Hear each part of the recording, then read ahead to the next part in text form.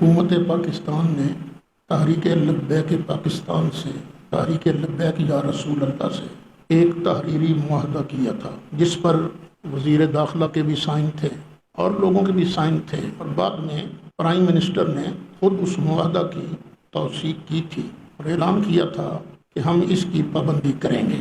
لیکن کچھ عرصہ سے محسوس ہو رہا تھا کہ حکومت نے تحریک لبیک کے عہدیداروں کے ساتھ گیڑا کرنے کی کوشش کی ہے، اور یہ بات بھی یاد رہے کہ جو معاہدہ ہوا تھا، میں سمجھتا ہوں کہ اس میں ایک فریق حکومت اور دوسری فریق صرف تحریک لبیک نہیں تھی۔ ہر مسلمان جس کے سینے کے اندر عشق رسول صلی اللہ علیہ وسلم کی آگ بھڑک رہی ہے، وہ سارے مسلمان اس میں فریق ہیں۔ یعنی وہ معاہدہ صرف تحریک لبیک سے نہیں ہوا تھا، وہ معاہدہ نبی پاک علیہ السلام کے غلاموں سے ہوا تھا۔ ہم بار بار کہتے رہے کہ معاہدہ کی پابندی کرو۔ کل بھی سبق میں جب آیا کہ یہودیوں نے ایک معاہدہ کیا تھا غزوہ احزاب سے پہلے، لیکن انہوں نے معاہدہ کو توڑا، اور جو اللہ کے ساتھ معاہدہ ہوتا ہے اس کی تو پوچھ گچھ ہوتی ہے نا، وہ تو پوچھا جائے گا۔ اس پر تبصرہ کرتے ہوئے میں نے کہا تھا کل ہی، ابھی سعد صاحب کی گرفتاری کی خبر ہمیں نہیں آئی تھی، وہ ریکارڈ ہے اور وہ نیٹ پر بھی آ گیا ہے بیان کہ بھئی وعدہ پورا کرنا چاہیے۔ اب میں سوچ رہا ہوں کہ حافظ سعد رضوی کا قصور کیا تھا، کیوں اسے گرفتار کیا گیا؟ کیا حافظ سعد صاحب نے کوئی قتل کیا ہے؟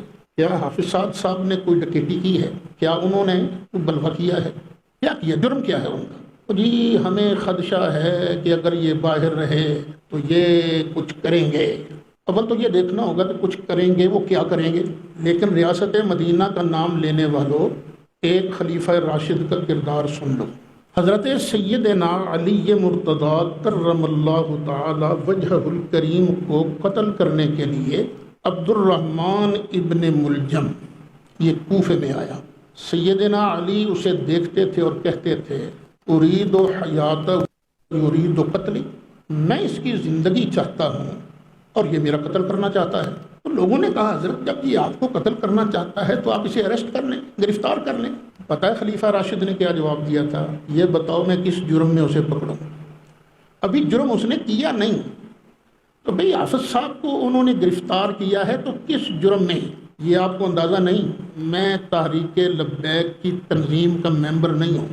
آپ بھی جو سامنے بیٹھے ہو شاید ہی چند لوگ ممبر ہوں گے، سارے تو ممبر نہیں ہیں، لیکن جو بھی یا رسول اللہ کہنے والا ہے، صرف یا رسول اللہ کہنے والے نہیں، اور باقی مسالک بھی اس پر حکومت کی شدید مذمت کر رہے ہیں۔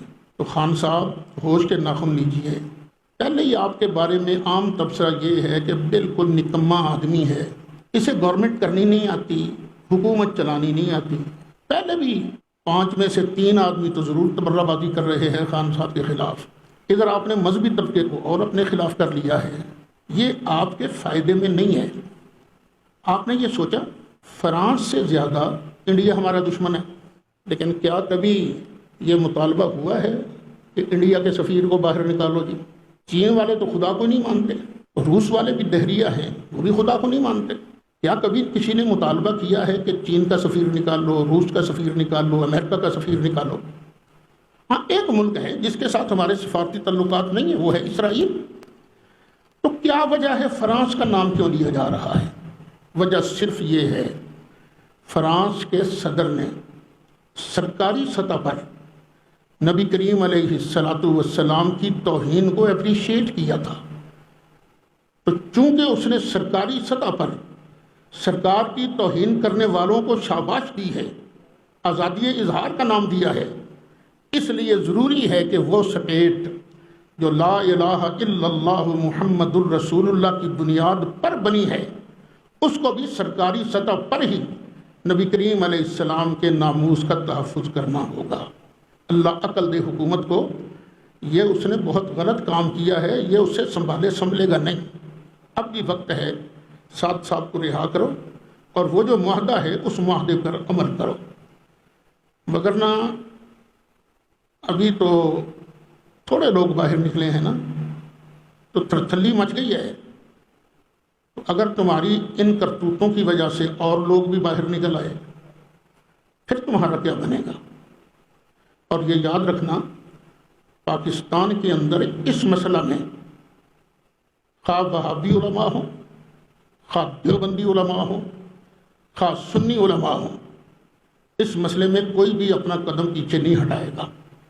وہ تحریک چل سکتی ہے جو سن چلی تھی، بلکہ اس سے بھی بڑی تحریک چل سکتی ہے۔ اللہ تعالی ہمیں نبی کریم علیہ السلام کے ناموس پر کٹ مرنے کی سعادت نصیب فرمائے۔